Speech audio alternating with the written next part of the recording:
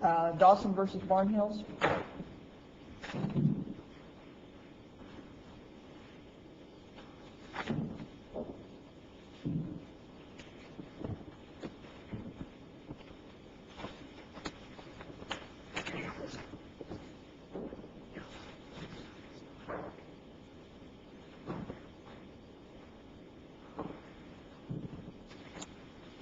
Good morning, Your Honor. Just let the melee subside just a second. Let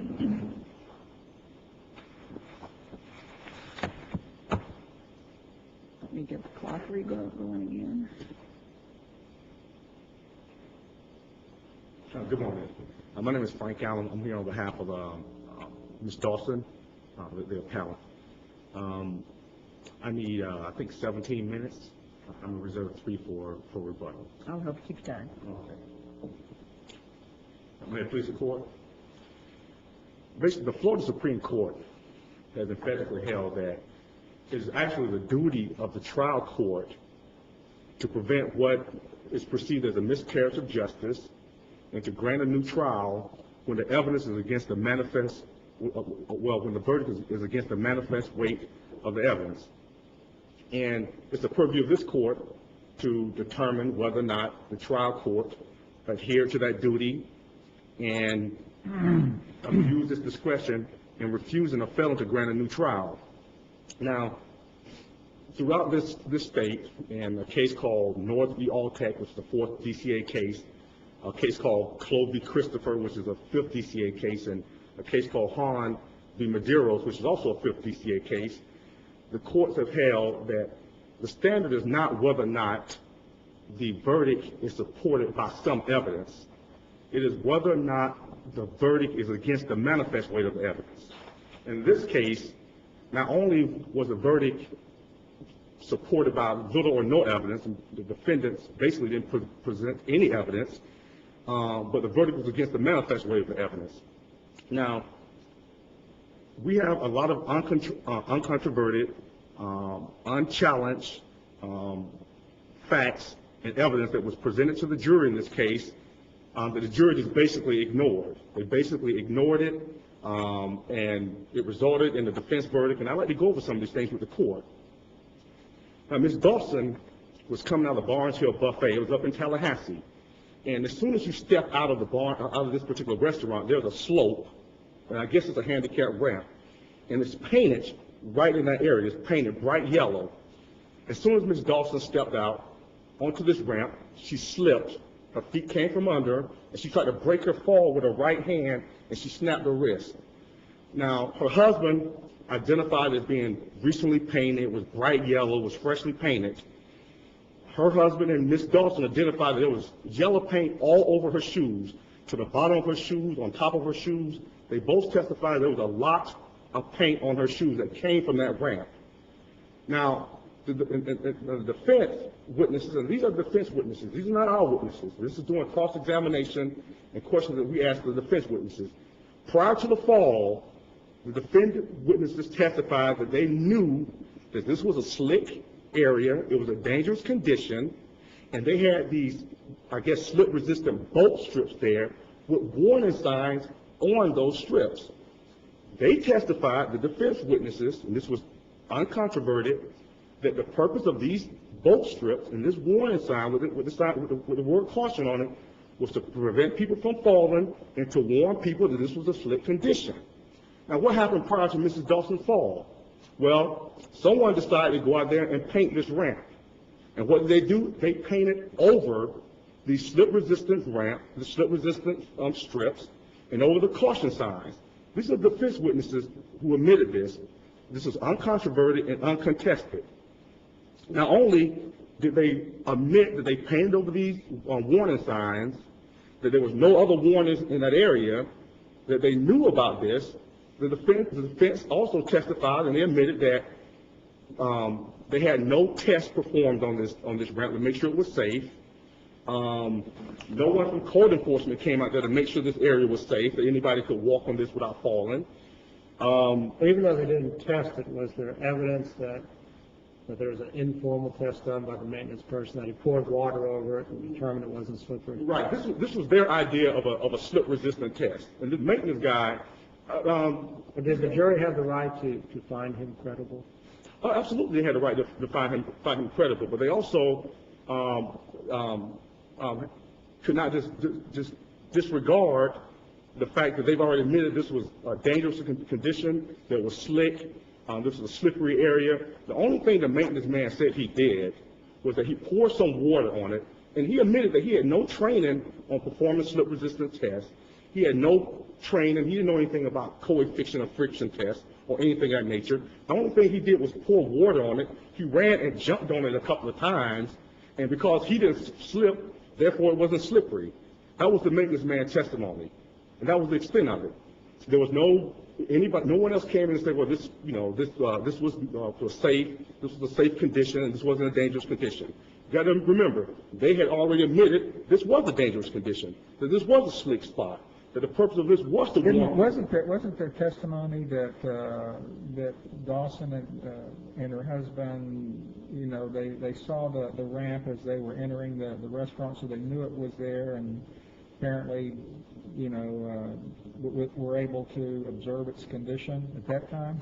Yeah, because the ramp was absolutely. The ramp was an egress and ingress into the restaurant.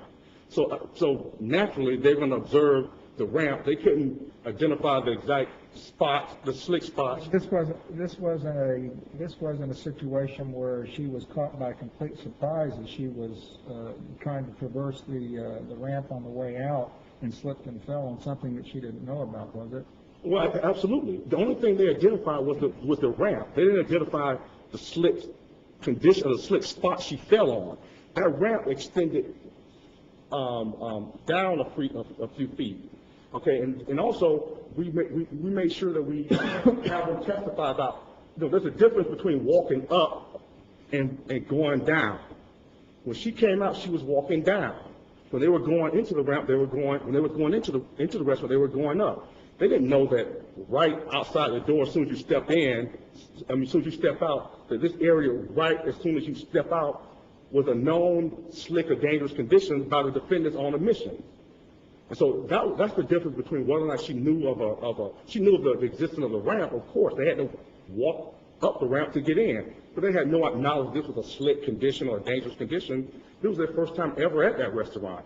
The defendant knew it was a slick condition. They knew it was dangerous. They admitted it. They had these boat ramps there. These slip-resistant strips there. They had this caution sign there. So they knew that this was a dangerous condition, and they even admitted that, you know, the bolt strips were painted over, and they should some new bolt strips or something should have been put right down there. They just failed to do it. That's the bottom line. They just failed to do it. She stepped into it. She fell. She broke her wrist. Now, the only defense that they presented in this case was, again, the alleged slip-resistant test where the maintenance man poured water and jumped on it, and that some speculative theory that prior to Mrs. Dawson's fall, that thousands of people had walked across this ramp without falling. These are the only two defenses they put forth. Now, the problem with that defense is this right here. First of all, there was no data, no statistical data, or anything presented, and we cross-examined them on this, to show that thousands of people had walked across there. Also, we asked the maintenance man, where's the receipts? We have been trying to get the receipts showing when he bought the paint so we can establish when the paint was put down there. And conveniently, the receipts were lost, sent to corporate. No one knew where the receipts were. There was no logs. There was no documents. There was nothing to substantiate that this ramp had been painted weeks weeks before Ms. Dawson fell. Well, the maintenance man testified to that, didn't he? Yeah. He testified it was painted 6 weeks before the fall. However, when we asked them, when we were trying to gather the documents or the logs or the receipts, and we asked them, this came out during the trial too, they had no logs to substantiate that the ramp was painted, 6 weeks before she fell. The receipts that he bought, that he used to buy the paint, which would show the date that the paint was bought and used, conveniently was lost. They were sent to corporate. No one knew where those were.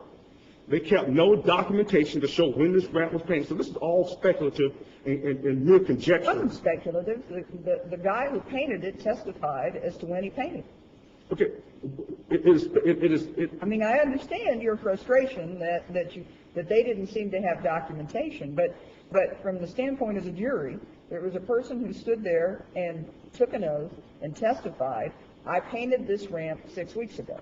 And furthermore, I painted it, wasn't it like some sort of a textured paint that they used to like, No, ma'am. and the jury had the photographs of the location, did they not?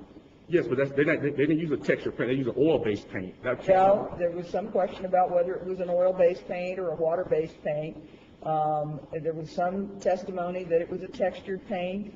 They've got the photographs of the location, and they've got the testimony that that was the entrance and egress for Barnhill's, and that it was painted 6 weeks before this accident occurred. Well, that's not what the testimony is. That's not what's in the brief. The texture was whether or not the ramp itself had textures, not the paint. The question was whether or not, and we presented those pictures. It was not whether or not the paint was a textured paint. It was whether or not the ramp itself had some texture on it itself. The paint was an oil-based paint. He testified that he had no knowledge about. Well, he testified that oil-based paints are slipperier than water-based paints. So the issue was not whether or not the oil-based paints may be more slippery than water-based paints, but that doesn't necessarily mean that what is in place out there is a dangerous condition. Well, there had to be evidence that it was an unreasonably dangerous condition. Well, the defendants themselves admit. Okay, the problem is that Testified that previously it was something that they recognized as a slippery location. So the question for the jury is, was this something as it presently stood on the ground an unreasonably dangerous condition? well, And all they had was the fact that it was painted, and that lots of people had walked over it and there'd been no incident before. Okay. And that for the jury was enough Okay. to say that you had not proved that it was a dangerous condition as it stood at the moment your client slipped and fell. Well, actually, the defendant, the maintenance man, testified that was a dangerous, slick condition. That was his testimony. That's in the trial transcript. We cited to our brief. That is his testimony. But he didn't testify that it was dangerous on the day she fell. Well, he testified it was a dangerous. And had been dangerous, and that it had been a slippery space, and that's why the strips were there, right? Right. It was painted. That's why it was dangerous, because it was painted, and they put those slip-resistant strips there. They repainted over it, and they repainted over the bolt, the slip-resistant bolt strips. So no, he's testifying that that same area is a slick and dangerous condition. All they did was repaint over it to make it brighter. His testimony did not alternate or change. It was dangerous before, now it is not. His only testimony that we repainted it to make it brighter, and before we had those slip-resistant bolt strips there because we know that this is a dangerous area and this is a slick condition. That was his testimony. So he testified that at the time, they knew that was a slick condition, a slick area, and a dangerous condition. That's why they had those slip-resistant bolt strips with the warning caution signs on top of those that he painted over. Now, about the time frame as far as when he said he painted them, needless to say, of course, yes, he testified that he painted 6 weeks before a fall. Again, they were unable to produce the receipts and all this other evidence to show when he actually painted it to corroborate or substantiate that. You're right. The jury could have believed him or disbelieved him. However, what was speculative was the fact that there was no evidence to substantiate anything about thousands of people had walked across that area without falling before Miss Dawson fell because. First of all, it was speculative as to when she had walked across before too, going in, and she tripped going out. it seems to me like the trial court is supposed to deny a motion for new trial unless no reasonable jury could have reached the verdict rendered. And so we have a situation where, this lady was aware of the ramp and its condition because she went up it before to get into the restaurant, and she tripped coming down the ramp on her way out. And why wouldn't it be reasonable for the jury to consider that, well, she just, on her way out, tripped due to her own negligence and didn't have anything to do with the condition of the ramp? Because this is not a case dealing with where you're stepping over something that's an open and obvious condition. Why couldn't a reasonable jury reach that conclusion? Because the reasonable jury would have to determine that she stepped on the exact area that was the slick and slippery spot that the defendant admitted was there. She would have to know not the existence of a ramp. That goes without saying. The ramp, the ingress into the restaurant, it's just a yellow ramp that goes up there.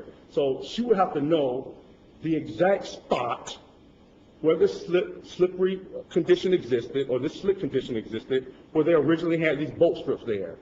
So the fact that she knew of the existence of the ramp does not translate that she knew this was a dangerous condition. Those do not equate to the same thing. So when she walked out, of course, her mechanism of walking and traversing the area is totally different. You're walking up into this area, you're walking differently. When you step out, you're stepping down onto this area where the defendants have already admitted, again, that this was a dangerous condition, there was a slick condition. They knew about it. They had these slip-resistant bolt strip there beforehand. Let me ask you that. You have the defendant saying that at one time it was slippery. They painted, so now the condition has changed. Now, I assume there was no expert testimony that this type of paint would have made it more slippery, less slippery, or kept it the same. Is that correct? That's correct. All right. So now we have a defense witness who says, after the paint job, I tried it out, threw water on it, it was not slippery. Can't the jury find that although it was slippery before the paint job, based on the evidence, we're finding that it's no longer slippery or unreasonably dangerous? Well, actually, he testified that it was that area was slippery. That the paint in that area was slippery, and that was the reasons why they had the bolt strips there and the slip-resistant strips there. They testified that the slip-resistant strips should have been placed back there. There should have been some warning there. Therefore, they're acknowledging that the fact that they repainted it. They testified that they should have replaced the bolt strips and that it was dangerous? They testified that the bolt strips should have been down there, and the guy said, well, I painted, I just didn't put them back down there. During the trial, Mr. Deal asked him about why you didn't put other bolt strips. Were other bolt strips down there? No, I didn't put them back down there. But he testified that he should have.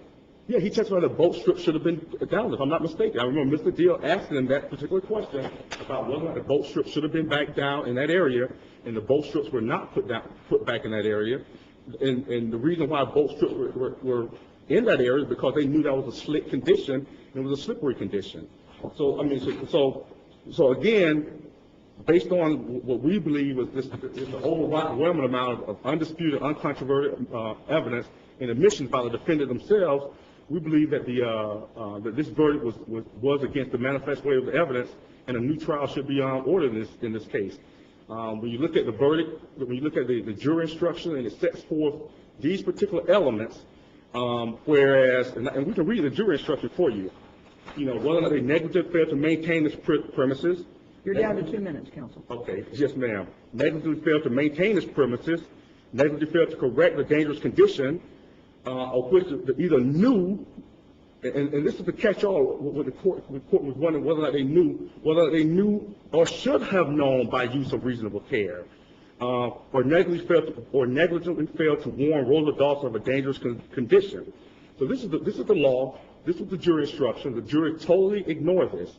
So based on, we believe, the overwhelming amount of evidence that was presented, the defendant's own omissions, the uncontested and uncontroverted evidence, that a new trial should have been granted for the jury to find absolutely no liability on behalf of BARNHILL'S Buffet when they admitted about knowing of this dangerous condition, not warning, not maintaining, for them to find absolutely no liability at all in front of, with respect to Barnhill's Buffet is inconceivable. Even if you conclude that, well, maybe she should have known that there's a possibility this could be dangerous, and she walked up that, that's only comparative negligence at the very most.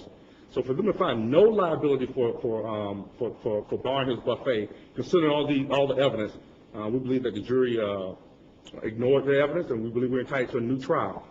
That's all I have right now. Thank you, counsel. You got about a minute left.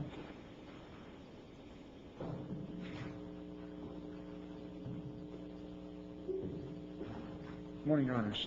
May it please the Court, Frank Remsen on behalf of the defendants, or police. And I know Dane Motlow's name is still on it, but I'll let you know that I did file a notice of appearance to appear on behalf of Dane, who's no longer with our firm. So I'm sorry, your name is? Frank Remsen, R-E-M-S-E-N. Just wanted to clarify that for the Court. Your Honors, if I may. Plaintiff's counsel went over a lot of facts, which we've covered in the brief. I think he mischaracterizes in his brief a lot of the facts as the testimony, so we're going to stand by the transcript themselves, as I'm sure Your Honors have read based on your questions. Our position is that plaintiff's counsel is going over a lot of things such as slip-resistant coefficient testing and things that were not before the Court. There was no expert testimony. He's talking about a lack of receipts, which goes to the weight of the evidence, not whether it's admissible. And that's all on the defense side. He talked a lot about what the defense didn't do, what the defense should have done in proving their case. As far as I'm concerned, it's the plaintiff's burden of proof to prove that there was a slippery condition on the day of the accident. Whether there was a slippery condition 6 weeks, 2 months before the accident isn't what was issued before this Court, or the lower trial court. Did any of the defense witnesses testify that they should have replaced the slip resistant? I just look back through and I don't see that. I wasn't at the trial. I was not trial counsel, so my knowledge is of reading the transcript. I did not see that in there. I was just looking again to see if I could see that. I didn't see that in there, that they said that they should have put them back down. They said that they painted over them because the old strips had worn down. There's no evidence before this Court that, basically, after looking over the facts, which Your Honors have read, a reasonable jury could come to a differing conclusion. As Your Honor stated before, the standard basically is for the trial court to grant a new trial is whether no reasonable jury could have reached the verdict rendered. I think here that there's enough facts before the Court, even without the defendant's evidence at trial. Now, in a trial, the plaintiff has to prove their case. The defendant doesn't have to put on one witness, doesn't have to put on any evidence whatsoever. They can get up and say, we rest, we're not putting on any evidence. The facts alone of cross-examination of plaintiff, in fact, the plaintiff herself, who testified, well, she slid on the ramp, and then during cross-examination, one moment, I don't know if I can find the quote. She testified that it happened so fast that all she remembers is twirling to the left on the ball of her foot and falling down. So her own testimony in cross-examination contradicts her testimony in the direct examination. Just looking at the cross-examination of plaintiff witnesses themselves, the jury could easily come to a different conclusion, whether it's defense verdict or not defense verdict. Juries can reasonably differ, therefore granting a motion for new trial is not proper. The judge was proper in denying that motion. Adding the defendant's witnesses and the defendant's evidence, that just bolsters the fact that there is enough evidence that a jury could come to differing conclusions. And the fact is that under the case law, that the proper ruling was had by the trial court. The motion for new trial was denied, and the jury came to a reasonable and proper conclusion that it's in their privity. And I'll stand by the trial transcript as it is. If you have any questions, I'm done. Thank you. So I have one question. What about the concrete paint issue? What kind of paint, what did the evidence show what kind of paint it was? My recollection was that he didn't recall. He just went to the store and he bought some type of concrete paint. He didn't know what brand or what it was, but he just bought paint that was, I guess, yellow paint from the paint. It was supposed to be used on concrete. That was my understanding. There was no issue as to whether it was proper or improper paint. There was no expert testimony about that. In fact, I think Mr. Smith testified that he wasn't qualified to testify about different types of paint, including the issue of oil versus water-based. He said he wasn't qualified to testify about that. Did the plaintiff testify as to the specific reason that she fell? Did she testify that it was slippery and that's what caused me to fall, or that I just tried to make a turn and fell. Well, on direct examination, said that she slipped. There was no, I don't believe there's any testimony as to what specific spot or whether there was something on the ground, like a transitory foreign substance. That was never an issue brought up. It was just, first she said she slipped, then on cross-examination said, well, it happened so fast, I just kind of twirled on the ball of my foot and fell. So, I know in the plaintiff's brief they mentioned that her husband testified she slipped, yet if you look at the actual trial transcript, the husband testified that he was turning to the left to get a newspaper and then his wife fell at his feet. He didn't know how she fell. So the evidence that's in the plaintiff's brief about her slipping is, one, not correct based on the transcript, and two, the plaintiff contradicts her own testimony in cross-examination.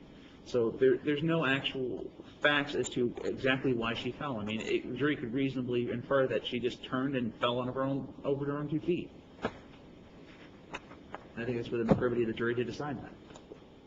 Thank you, counsel. Thank you. No, actually, the plaintiff, and that's been cited into the brief, the page. She actually said that she slipped on the paint. She said that she stepped on the paint, her foot slipped from under her. She lost her balance after she slipped and tried to regain her balance. That's where the stumbling came in. But she specifically said she slipped on the paint. We asked, was there any other substances on the ramp except the paint? No, there was not. That is in the record. So any speculation about whether there was something else on the ramp or something else she slipped on, no, she specifically testified that she slipped on the paint. Her foot slipped from under her. She had all this yellow paint underneath her shoe from that ramp, and that's when she tried to gain her balance, and she twirled and she fell, and she tried to gain her balance. That's when she fell and broke her wrist. So that's all in the brief, and we've also cited to the particular page where she specifically testified to those facts, testified to that. As far as and again, the court can go and read the transcript about the defendant's admission that this was a slick spot, this was a dangerous spot. This was the reason why they needed to have these slip-resistant strips there. And one thing I think is important, that they said that they needed these strips, they needed these down there to warn people and to prevent people from falling. This is their testimony. This is not the plaintiffs coming in saying that this is our position, although it was our position. This was being elicited from their own witnesses. So they are the ones saying, and they testified that the purpose of having these down there, okay, was to warn people that this was a slick condition, a dangerous condition, and to prevent customers from falling. This is their maintenance man saying these things. So we're not taking out of context what the trial testimony was. I was there. I was at the trial. With all due respect, counsel wasn't. We have a transcript that we had the trial transcribed.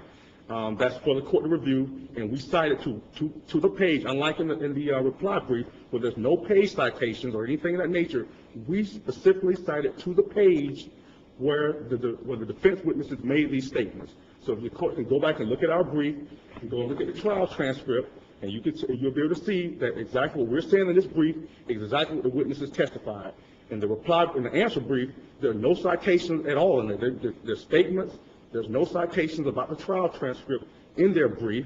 Therefore, we stand firm in our position that this is what these witnesses testified to, that this was a dangerous condition. They knew about it, that the purpose of having those slip-resistant and bolt strips with a big caution sign there, the purpose of that was to prevent people from falling and to warn people, like they said, and the guy painted over them. I mean, it's pretty simple. He painted over them. It was an accident waiting to happen. Counsel, I've read the transcript, and I've read the jury's questions. And just for future reference, I think the jury concluded, rightly or wrongly, that you had not proved your case, that at the moment, on the day that your client fell, that condition was unreasonably dangerous. It only took them 25 minutes or so to conclude that. And that might be the value of expert testimony.